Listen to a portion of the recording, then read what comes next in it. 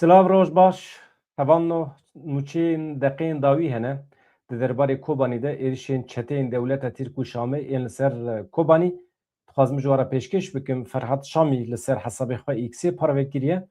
Daxuyaniyên Qesedê hene, aniha Qaşo ev agirbest hatiye dirêjkirin ji bo 15 rojan lê şer û pevçûn didomin çeteyên girêdayî dewleta Tirkiye û yên Şamê goh nadin vê peymanê jî tevî peymana dirêjkirina agirbestê jî aniha ew komên ku em behs dikin ên çekdar ev çete êrişê gundên derdorê dikin. Kîjan gundin? Şîxlar, El Şuyûx jê re dibêjin bi navekî din, Zirak li rojavayê bajarê Kobanî ne ve kevin aliyê rojavayê bajarê Kobanî û Çelebiyê li başûrê Rojhilatê Bajêr. Çelebî jî girêdayî ew deverên ku dewleta Tirkiye beriya niha dagirkir bû. Ez ê li ser nexşê nîşanê we bidim. Aniha hevanno Zêrik, Çelebî, Şêxler ez hewl bidim li ser xerîteyê nîşanê we bidim. Aniha ew nexşeya ku li ser ekranê dibînin ew jî tiştekî din e. Wekî fotoğraf min girtiye lê vaya ew e. Aniha hûn dibînin ne li ser ekranê.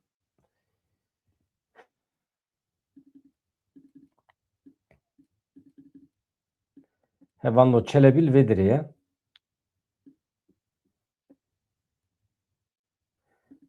Ev li ser rêya M4 e. Celabiyê.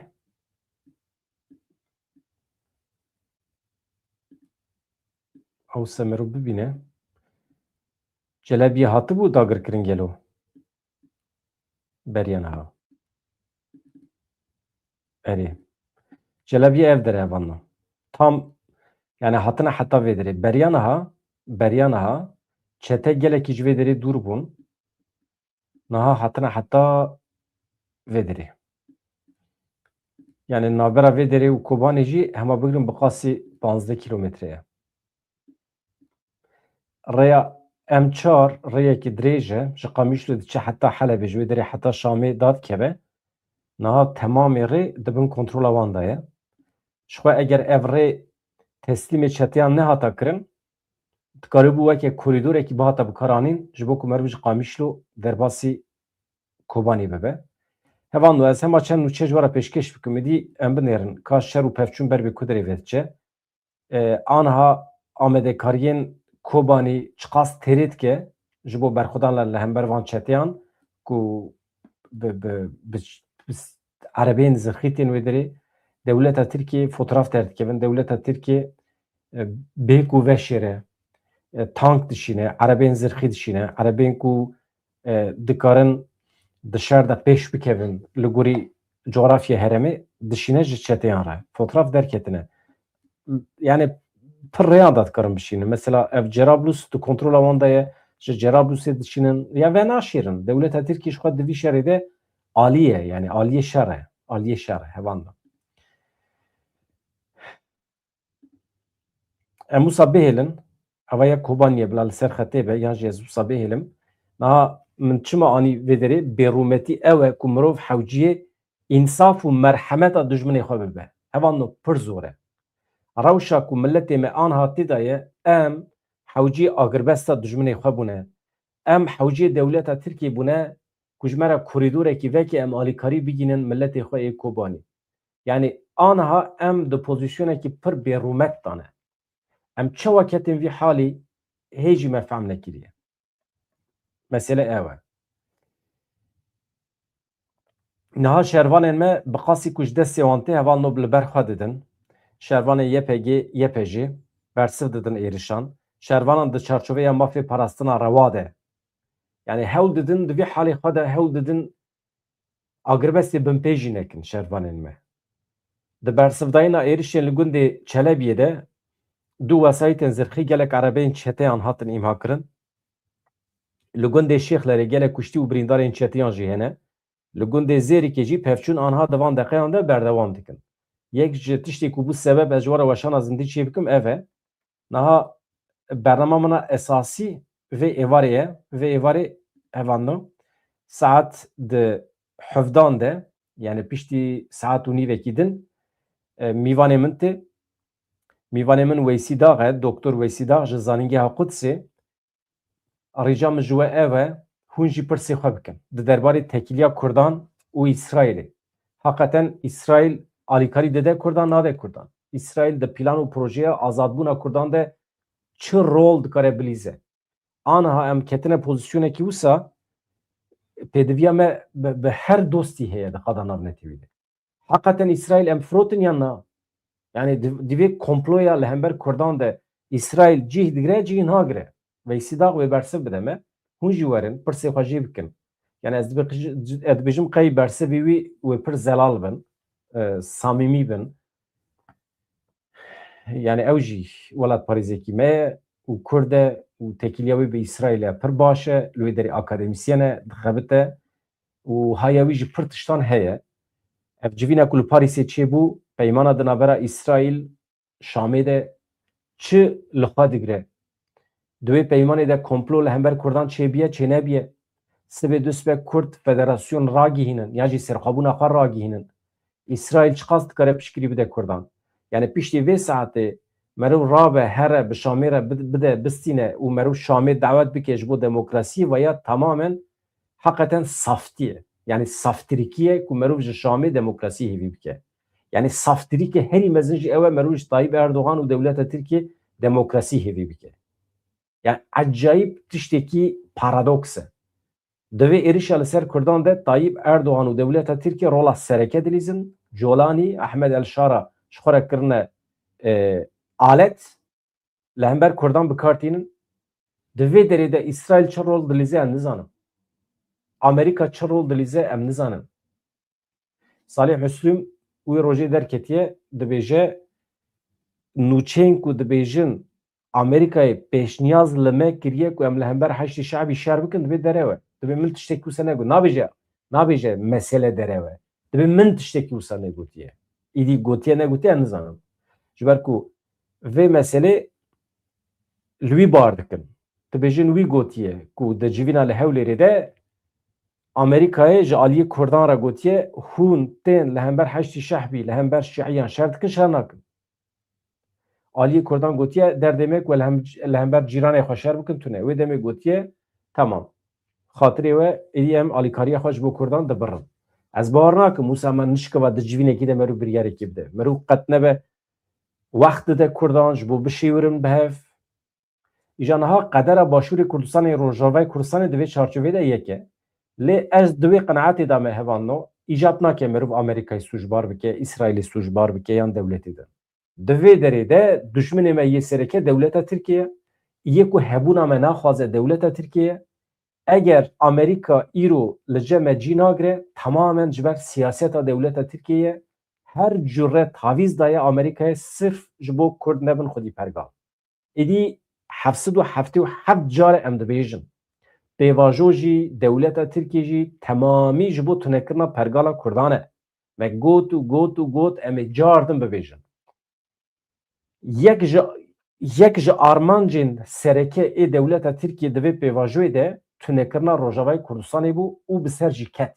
Ew ê bi ser bikeve ji ber ku ez nabêjim ew ê bi ser bikeve, ez gotina xwe şûn vedigirim ji ber ku sibê îro sibê milletê me eger topyekûn li Bakurê Kurdistanê rabin ser xwe derî û meriya bişkînin bikevin Kobanî û li ber xwe bidin dewleta Tirkiye mat dibe. Dewleta Tirkiye tek diçe. Yani tiştek ku min dixwest ez bibêjim Tayyip Erdoğan di sala 2014 de wextê ku derket got Kobanî düştü düşecek ew jê re biye kul jê re biye derd li ser dilê wî. Divê ew di dilê xwe de bibîne ku Kobanî ket. Ji ber vê yekê çetê xwe hemî hazir kiriye berdide ser Kobanî. Ez ana ji weran nûçe pêşkêş dikim ji ber ku saet 5 de saet 7 de imkanê min e ku ez nûçe pêşkêş kim tune ye. Çünkü mivanê min heye, meselê me siyasî hene, analîzê me hene, ez ê cî bidim axaftina wî û ez cî bidim pirsê we. Ji ber vê yekê anha destê me de çi nûçe hene ez pêşkêş kim û paşê jî saet 5 de ez haziriya xwe ya pêşwazîkirina mivanê xwe bikim. Mazlûm Abdî li gel enekesî civiya bi Mesûd Barzanî re jî bi telefonê axivî. Hevan na. Niha di vê çarçovê de Mazlûm Abdî jî fehm kiriye Arayzdar Mesut Barzanî jî fehm kiriye, ene kesî jî fehm kiriye, her ferdekî Kurd çawa ku fehm kiriye ji bilî Kurdan êdî derman tuneye ji derve ji hêzên navnetewî. Dîplomasî, mîplomasî aniha vê gavê bi kêr nayê. Meş û mîtîngên Kurdan e, dawa Kurdan e, serhildana Kurdan ancak dikare bi Ewropayê şûn ve gav bide avêtin. Bi Amerîkayê şûn ve gav bide avêtin. Tu weke ekîba dîplomatîk tu biçî Amerîkayê tu çi dikî bike tu bi kêrî tiştekî nayê. Ancak milletê te dikare bi Amerîkayê şûn ve gav bide avêtin. Bakurê Kurdistanê dikare Tirkiye blokê bike bicemidîne bide seknandin hemî fealiyetên Tirkiye. Dikare Tirkiye serûbin bike ji bo rizgarkirina Rojavayê Kurdistanê. Rojavayê Kurdistanê eger rizgar bibe Bakurê Kurdistanê pê rattê. Di vê çarçovê de ji xwe naveroka axaftinên Rêzdar Mezlûm Abdî û Mesûd Barzanî hûn texmîn dikin çi ye. Merû çawa tedbîr bigire, merû çawa bike, ber vê Kobanî ve merû korîdor çawa bike, merû tedbîrekî çawa bigire. Niha Dem Partî ketiye nava hereketê ji bo vekirina korîdorekî mirovî ji bo Kobaniyê Dem Partiyê serî li Tirkiye daye. Niha tiştek ku bû sebeb ku ez vê sernivîsê binivîsînim, yani berûmetiye herî mezin ew e hevano, heqeten mirov hewciyê însaf, vicdan û merhemeta dijminê xwe be. Yani mirov nekebe wî halê. Tu wextê ketî wî halê ku tu însaf hêvî dikî, merhemet hêvî dikî ji dijminê xwe, veya berûmetîkî pir mezin e. Divê mirov neke. Di zîndana Amedê de Kurdan nekir. Di şerê li Kobanî de Kurdan nekir. Kurdan merhemet hêvî nekir ji dijminê xwe. Aniha em nikarin. Mesela Dem Partî rabiye serî li dewleta Tirkiyeyê de divê ji me re korîdor veke. Ya êrişê te dike dewleta Tirkiyê ya millet divê rabe ser. Yani êrişê te dike dewleta Tirkiye, dünya alemê seferber kiriye ji bo Kurdan dijmin nîşan bide û terorîst nîşan bide dewleta Tirkiye. Wekî din dijminê me tune ye. Ew Ereb merebên êr û eşîrê Ereb hemî basîtin fesefî sone. Tu wisa bikî direvin yani. Mesele ne ew e? Mesele devleta Tirkiye. Aniha partiyên me yên siyasî acilen dibe li Bakurê Kurdistanê li hev bicivin. Dem Partî dibe vegere welatê xwe Bakurê Kurdistanê bi partiyên Kurdistanî re li hev bicive. Êdî raya partiyên Kurdan sedî yekê dudiyê sedî 0.1 vana nemîhîmin. Sedî 0.1 hêjayê sedî pênciyê Tirkan e. Em bi hev bişêwirin. Di nava van partiyê me Bakurî de Rewşenbîr hene, Zana hene, Alim hene. Yahu Hüdaparê jî bigirin nava xwe ya. Bifikirin. Faşîstekî Kurd ji demokratekî Tirk aniha çêtir e. Bifikirin. Mesela navî çi ye û rojnamevanê wanê xwe wekî demokrat nîşan didan hene. Aniha radibin navê wan jî nalet navê wan here. YPG dibêjin terorîst örgüt. Di vê rewşê de. Aniha hemî devê xwe vekirine girêz ji devê wan diçe li bendêne ku Rojavayê Kurdistanê bikeve û dewrê wan çetiyan were kirin. Ew jinê wan ya hemşîreyekî li Kocaeliyê sirf porê xwe hûnand dewlê hate vekirin aniha ji kartê avêtin. Yani ew qas faşîstin. Sirf ji ber ku li dijî Daişê derketiye. Çeteyên Daişê ku porê jina Kurd jê kirine, jinekî normal em nizanin Tirkiye Kurd e jî, ne mühîm e jî. Jinekî însan e. Yani xwest piştgirî bide jinên Kurdan li hember Daişê. Tiştekî pir însaniye. Mesela dewleta Tirkiye, waliyê Tirk dikare bi biryarnameyekî wê jinekê ji kar bavêje. Û beriya wê jî xortên Tirkan adresa jinekê dixwestin, lê digeriyan li ku derê saet çi da jî işler dikeve, em lê bixin, em lînç bikin, em birevînin. Ya hov cîranê me hovin kedî nabin. Bi vanara Dem Partî nikare li ser navê Kurdan vicdan û merhemet hêvî bike ji vî dijminî. Nikare ya, ser navê min nikare. Mirin hatiye jî bila were ama însafê hêvî nakim ji dijmin. Asla. Tiştekî wisa nabe. Milletê me divê rûmeta xwe biparêze rabe serpiye ji ber ku sedî set bê şik û şüphe mifte anahtar kilîta azadiya Kurd û Kurdistanê di destê milletê me de ye. Ê Bakurê Kurdistanê. Eger aniha rabin saetekî din deriyê Kobanî dişkînî dikevin hundir û alîkariya pêwîst didin Kobanî û bi hev re jî eger wekê girseyî tu ji Kobanî dakevî jêr, di wan çeteyan hemî dikarî ber bê jêr ve bibî. Çete nikarin. Girseya gel ket nava hereketê, çete nikarin dengê xwe jî bikin. Yani ji ber vê yekê yani em aniha hewciyê dewleta Tirkiye bûne. Dem Partî bi vê siyaseta xwe me hewciyê dewleta Tirkiye dike. Yani siyaseta me ya Rojavayê Kurdistanê me hewcî wan çeteyan kiriye ku ji me re korîdorekî însanî vê bikin. Yani bifikirin ku aniha li ser medya civakî peyamekî çeteyan heye qaşo û Wezareta Parastinê ya Şamê ku dijminê milletê Kurd dibe me korîdorekî însanî vê kiriye ber bê Kobanî ve. û hevalê me jî par vê dikin. Kêfa wan tê. Yani em ketine halekî wisa ku kêfa me ji wîjdana dijminê me re tê. Vaya bêrûmetiye em nikarin rakin ya. Em nikarim rakin ya. Nikarim. Nikarim.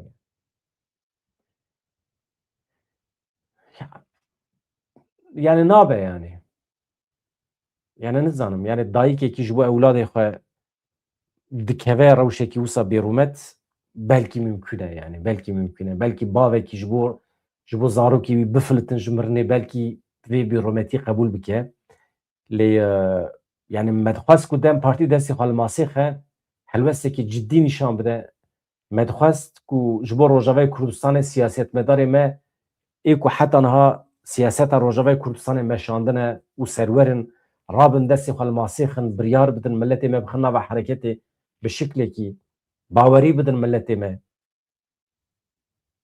Yani dibe yani dibe. Her tişt destê Bakuriyan da ye. Ez Başûrê Kurdistanê rexne nakim Başûrê Kurdistanê heqeten bi têra xwe kir. Aniha ji Silêmaniyê ref bi ref însan herikîne ber bê Rojava ve dîsa Hewlêrê bi vî şiklî yani dibe ku sibê du sibe pêşmerge jî derbasî Rojava bibin yani. Mümkün e. Qedera me biye yek. Hevan no. Dem Partî ji hikûmeta Tirkiye xwest ji bo Kobaniyê korîdoreke mirovî veke, dorpêça artêşa Ereban ya Sûriye komên çeteyên dewleta Tirkiye li bajarê Kobaniyê Rojavayê Kurdistanê aniha berdewam dike. Zêdetirê hefteyekî ye ne elektrîk heye, ne av, ne înternet heye. Bi dê hezaran welatiyên li wê derê ji ber şer û pevçûnan aniha koçê nava bajarê Kobanî kirine. Di vê rewşê de karêsatekî mirovî heye. Dem Partiyê ji bo gihandina alîkariyên ji hikûmeta dewleta Tirkiye xwest yani alîkarî ji hikûmeta dewletê naxwaze. Ji bo alîkariya milletê Kurd bigîne Kobanî ji hikûmeta Tirkiye dixwaze korîdorekî veke ji Bakurê Kurdistanê ber bê Kobaniyê ve. Hevserokê giştî Dem Partiyê Tuncer Bakirhan dibêje bila ev dorpêça dermirovî ku bajarên Kurdan dixeniqîne bê nefes dêle demil dest bi dawî bibe bila korîdorên mirovî werin vekirin di serî de divê Tirkiye ve bike ji ber ku deriyên sînorî yên Mürşîd Pinar Nisêybînê li Tirkiye ne divê acîlan ev derî vebin. Ji ber dorpêça li Kobaniyê heta niha 5 zarokan jiyana xwe ji dest daye ji ber sermayê stokên dermana nemaye, pêdiviyên serekeyên xwarinê bidî nemane. Koçber xelkê bajar di şert û mercên gelekî giran yê zivistanê de tekoşîna jiyanê didin. Berfê dihelînin ji bo bikarin qurtekî avê vexin. Parlamenterekî din heye. Partiya Pêşeroj û Paşeroj nizanim Kanî Torun ew jî tiştekî wisa diaxife. Yani ji ber dorpêça li Kobanê mirina sivîlan dibe em nikarin qebûl bikin. Ya ji ber dorpêça li Kobanî em mirina sivîlan nikarin qebûl bikin. Ya em tu tiştekî nikarin qebûl bikin ya. Ya hinekî destê xwe li masê xin ya. Divê Tirkiye di demekî herî Kurd te alîkariyan bişîne. Te were safî ke. Tirkiye çawa alîkariya bişîne. Tirkiye eger bişîne çek û sîlahan dişîne ji çeteyan re. Ji ber rêxistinê meriv nikare bixwîne ya. Meriv nikare bixwîne ya. Nabe. Hevan da velhasîlê kelam hat famkirin. Yani tiştek ku ji Dem Partiyê ji Partiyê me Bakurê Kurdistanê tê hêvîkirin ew e acîlen di nava xwe de bicivin şêwreke netewî ya Bakurê Kurdistanê ava bikin bila hemî biryar ne Dem Partî bide ne partiyên din bide bila ew encûmena ku ji van partiyan tê avakirin weke وکه بانه وکه çatiye ki bile ev biryar bidin veke parlamentoya Bakurê Kurdistanê 24 saat mühlet bidin devleta Tirkiye bibêjin tu vê rezaleta ku te em xistine navê û tu ketî navê te çareser kir te nekir em ê biryarekê nû bidin weke milletê Kurdê Bakurê Kurdistanê em ê biryarekê nû bidin bi biryara xwe jî bila ji Tirkiye re eşkere nekin we ev rezaleta xwe hal kir hal nekir em zanin em ê çi bikin piştî 24 saatên din ew encûmena ku hemî partiyên Bakurî di nav dane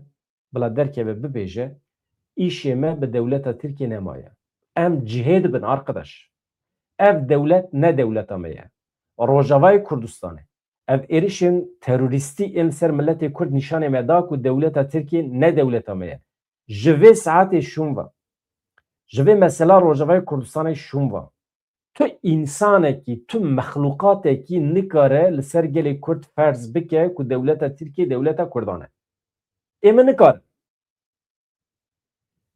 dewleta Tirkiye ne dewleta Kurdan e Dem Partî û partiyên Bakurî eger di meclîsa Tirkiyeyê de xebatê xwe bidomînin partiyên Tirkiyeyê ne ê Kurdan e tu Kurdekî jî dengê xwe nade wan partiyê ku bi tirkara didin distînin ji ber ku dijmin e faqa bi dijmin re sûç e xıyanet e dewleta Tirkiye ne dewleta Kurdan e anha Dem Partî divê ultimatum bide dewleta Tirkiye ne Dem Partî tenê encûmena Bakuriyan ez dibêjim acilen vê rezaleta xwe ji nav derkevin çawa ji nav derkevin nizanim êdî çeteyên xwe baş ve dikişînin êdî bi balafirê xwe diçin wan çeteyan bombe dikin çi dibe bila bibe Rojavayê Kurdistanê dibe li Rojavayan li Kurdan were vegerandin dewleta Tirkiye eger Rojavayê Kurdistanê li Kurdistaniyan venegerîne ne dewleta me ye û her Kurdê ku bi vê dewletê re di nava tifaqê de be dikeve nava xıyanetê yani ê min fikra min ev e xeta netewî ev e tiştek ku Kurd hêvî dikin ev e bi vê dewletê re êdî meş tune ye rêvaçûn tune ye yani hûn li dij derkevin bibêjin hevanno yani Dem Partî çima 24 saat wext mühlet nade dewleta Tirkiye ji bo ji vê rezaletê şûn ve gavbavêje yani em çawa dikarin qebûl bikin mesela ana Kobanî bikeve Kobanî ket ne halê însanî ye merû dikare yani bimre jî merû dikare bimre merû dikare bibeheje jî merû dikare bimre yani mirin tu kêrekî li bedena însanekî xî xûn dirije dimirî diçî yani problem nine yani heta xweş e em nikare li dunyayê bin em jî dimirin lê mesele merû ça rojê xwe ê li dunyayê hinekî bi rûmet bijiya dewleta ku Rojavayê Kurdistanê xistiye vî halî nabe dewleta me nemimkün e hevan da yani ev pêşniyaza min ez dixwazim bigînim Dem Partiyê çawa bigînim wan em nizanim ez dixwazim bigêje Dem Partiyê ez ê bêjim It's horrific what is happening to the Kurdish people. So I stand with them and hope they get their freedom back soon. Hi, my name is Jane Chapman. I'm the daughter of Charlie Chaplin. It is horrific what is happening to the Kurdish people. So I stand with them and hope they get their freedom back soon.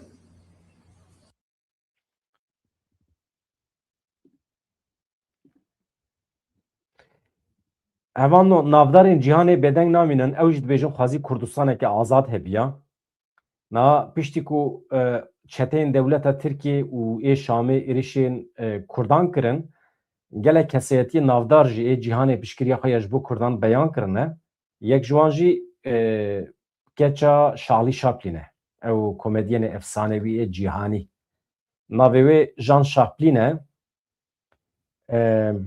û kesekî din jî heye lîstikvanê navdar yê Îrlandayî Timothy Murphy ew jî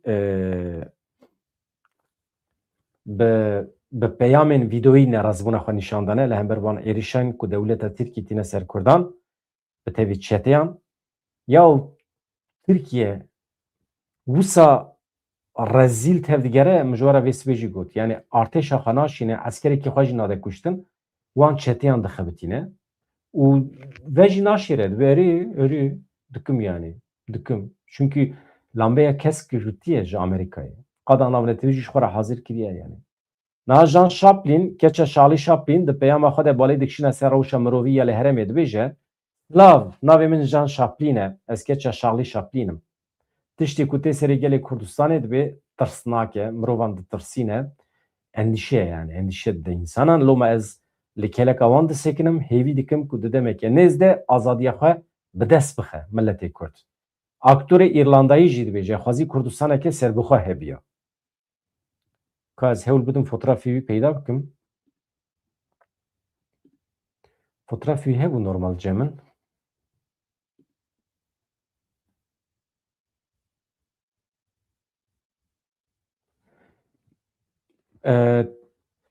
Tişnabe.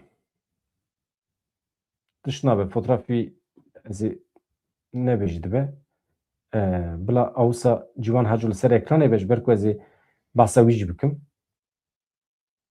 Zdana Hevanno. Niha aktorê Hollywoodê ê bi eslê xwe İrlandayî Timothy Murphy jî peyamekî dirêj bandorker belav kir. Murphy diyar kir ku ew wekî İrlandayî halê Kurdan baş fehm dike. Navê min dibêje Timothy Murphy ye. Ez İrlandî me. Ez di piraniya şeran de her tim piştgiriya aliyê bi dest dikim. Erê. Di vê rewşê de jî ez di têkoşîna wan ya ji bo serxwebûn û herêmekê xweseriya Kurdan de li Sûriyê piştgiriya Kurdan dikim. Xwazî Kurdistanekî azad hebiya. Xwazî Kurdistan welatekî cuda biya. Lê mixabin îro ne wisa ye. Erê. Murphy da zanîn ku wî salên berê ji perestarekî İrlandayî ya ku li Iraqê kar dikir, behsa Kurdan bîstiye, pesnê çand û mîvanperweriya Kurdan da ye. Li ser zextên li ser Kurdan jî got, ez hêvî dikim ku ev şer raweste, aştiyekê ji bo Kurdan çêbibe, ew Kurdê ku bi salan e ji aliyê Tirkan, Iraqyan, Farsyan û Sûriyeyan ve tê berçiqandin, ez ji bo wan serxwebûnê dixwazim. Xwazî ev bisekiniye ev şer, Kurdistanekî azad hebiya. Erê. Wekî din yani dibe me weke İrlanda 500 salan li dijî Brîtanyayê şer kirda ku em dîsa azad bibin. Loma ji bo hemû Kurdên ku guh didin vê serkeftinê, guh didin me dibe ez serkeftinê dixwazim ez piştgiriya we dikim. Mesele ev e hevanno. Ka em binerin ciwan heco çi dibêjin?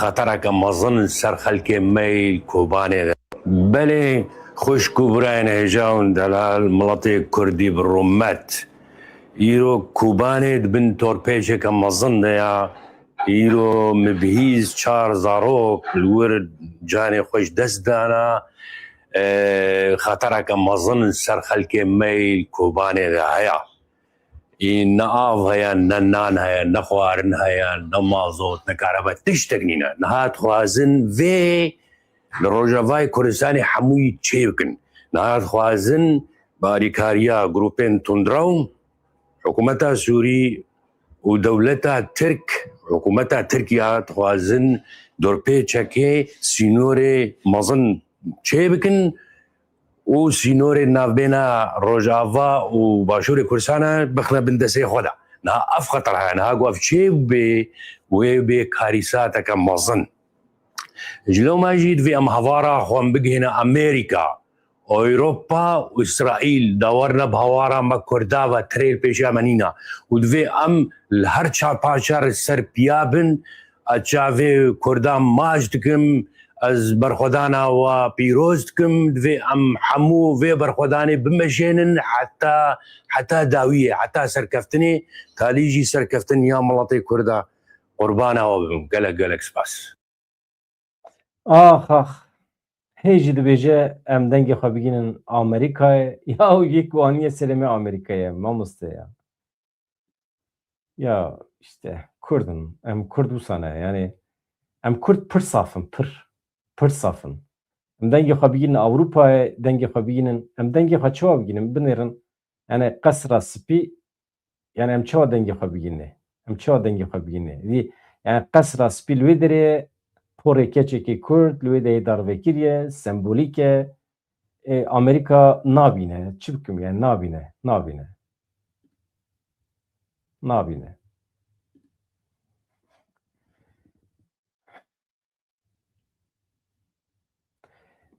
Ya Halim Yusuf gelo vegeriye ji ew ê ji Rojavayê Kurdistanê ez nizanim.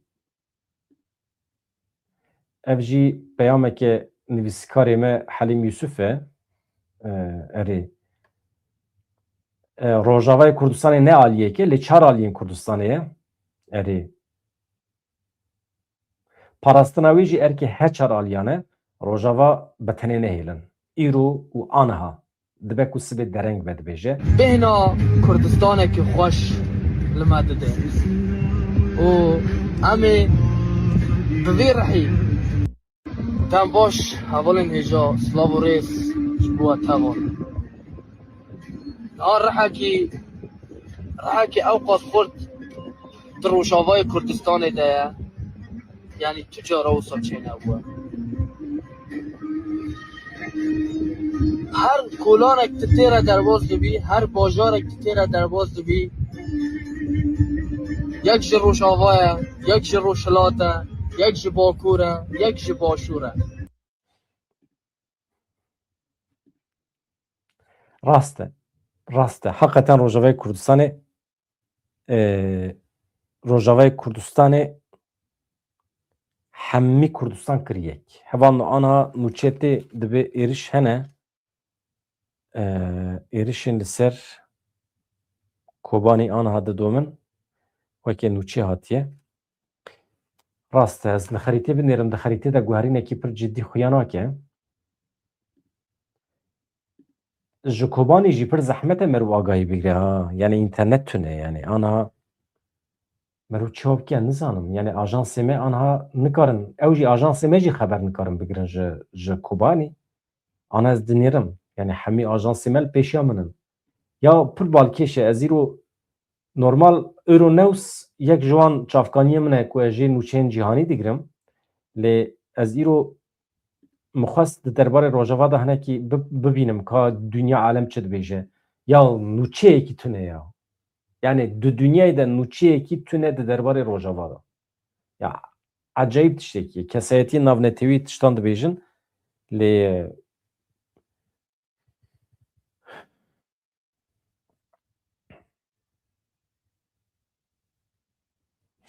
yani rast e dereve nizanim. Bi qasî 24 kamyonên netewên yekbûyî tije alîkariya însanî gihîştiye Kobanî. Êdî çiqa rast e dereve nizanim. Êdî nizanim. Ka ez binêrim veya ku derê de derketiye ez hema bi were par vê bikim.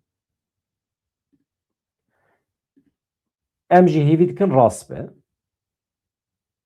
Ji ber ku aniha hêjmara zarokên ku jiyana xwe ji dest daye bû 6.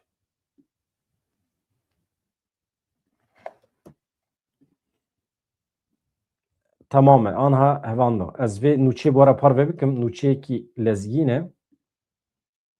Baş e. Deqekî alîkariya mirovî ya netewên yekbûyî gihîş Kobanî. Ê dehatî. Em tiştekî wisa bikin.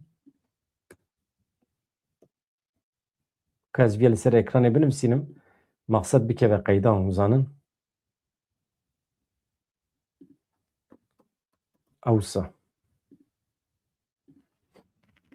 Ez biçim nûçeyê jî bînim nîşanê we bidim.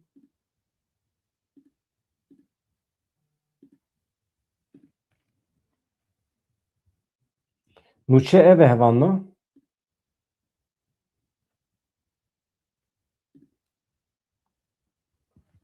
Alîkariya mirovî ya netewên yekbûyî gihîş Kobanî. Nûçe bi vî şiklî ye. Ka em binêrin têda çi dibêje. Yani ev der Kobanîye gelo. Yani berf li erdê dişive Kobanî.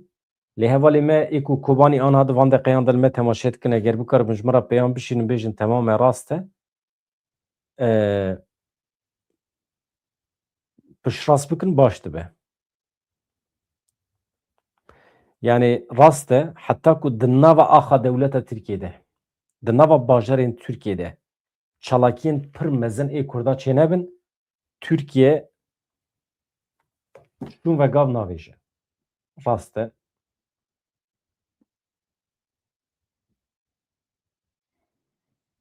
Ka ez vê nûçê ji we re pêşkêş bikim hevandan. Alîkariya mirovî ya Netewên Yekbî gihîşt bajarê Kobaniyê li Rojavayê Kurdistanê. Alîkariya mirovî ya Netewên Yekbî ji Helebê gihîşt Kobaniyê. Yani dewleta Tirkiye rê daye Netewên Yekbî ji bo ku ji Helebê derkeve. Ez dibêjim dewleta Tirkiye ji ber ku çete mete wê derê ji bo min hemî dewleta Tirkiye ye. Ew alîkarî ji 24 barhilgiran pêk tê tirrin. Alîkariya ku milletê Kurd li bendê bû gihîşt Kobanî. Dibin dorpêçeke giran de ye aniha Kobanî krîza mirovî li wê derê heye. Heta niha 6 zarokan jiyana xwe ji desta ji ber sermayê. Karwanê alîkariya mirovî ji aliyê Netewên Yekbî ve hatiye organîze kirin. Ji 24 kamyonên barhilgiran pêk tê. Niha hûn fotoğraf dibînî ser ekranê. Ez hêvî dikim ew fotoğrafekî kevin nebe. Fotoğrafekî rast êvê sibê be. Ji Helebê hatine birêketine. Niha ew sewqiyata ku ji bo xelkê heremê xwedî giringiyeke jiyanî ye piştî mirina zarokan pêk hat. Piştî wê felaketê pêk hat. Rîska birçîbûnê heye li bajêr. Gava yekem ya şember ya piştgiriyê ye. Cara yekem e piştî wê dorpêçê we hefteyekî çêbû ne? Hefteyekî çêbû. Xelkê heremê bi rojan e ji bo peydakirina xwarinê, ji bo peydakirina derman, sotemeniyê bi zehmetiyên pir mezin re rûbirû mabû.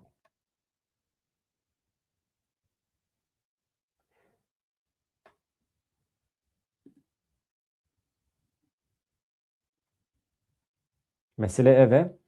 Hevanno, ez çi pêşniyazê we dikim? Binêrin.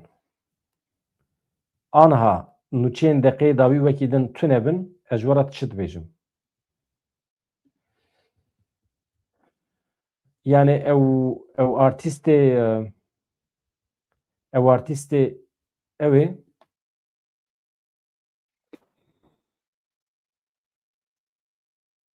underdog in most conflicts. And in this situation, I do support the Kurds in their fight for independence and an autonomous Kurdish region of Syria. I wish there was a free Kurdistan that included Turkey, Iran, Iraq, and Syria. And I wish Kurdistan was a separate country, but as of today, it is not. I heard of the Kurds many years ago from an Irish nurse who worked in Iraq, and she was highly praiseworthy of the culture and the people, and so they were very colorful and friendly. I hope all this fighting comes to a halt, and that there's peace for the Kurds, who have been persecuted for years by the Turks, by the Iraqis, by the Persians, and by the Syrians. I wish it would stop, and that there was a free Kurdistan that, shouldn't bother anyone. Everyone else is a free country. We fought against the British for 500 years to become free again. So the best of luck to all you Kurds listening to this, and I do support you. Mesele ev e hevanno. Min çi pêşniyazê we dikir? Rewş bi vî şeklî ye. Ez li hêvî dikim ku alîkariya navnetewî bigêje Kobanî û Kobanî rizgar bibe. Milletê me yê Bakurê Kurdistanê jî bikeve nava hereketê ber bi Kobanî ve biçe. Deriyê Pîrsus, Mêrşûd Pınarê û çi ku li Kurdere ew derî hilweşînin bikeve nava Kobanî. Deriyê Nisayê bîne ber bi Qamişloyê ve vekin. Deriyan bişkînin û Kurdistanê bê sînor bihêlin yani. Bakur û Rojava bikin yek. Pêşniyaza min ev e. Ji kerema xwe re piştî saetekî din mîvanê me Doktor Veysî Dağ bi tenê nehêlin. Ez binêrim belkî pênc û nîva da jî çêkim yan jî pênca li bendê bin. Baş e? Xatirê we silav rêz.